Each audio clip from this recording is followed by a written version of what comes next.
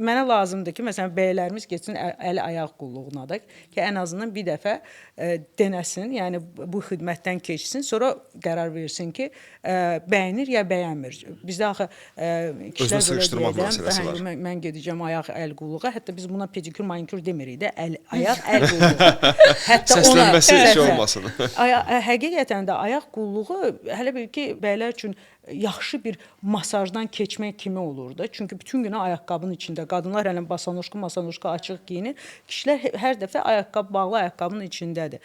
Və o qədər rahatlıq verir ki, biz başlayırıq hədiyyə eləməyə müştərilərimizə bu xidməti.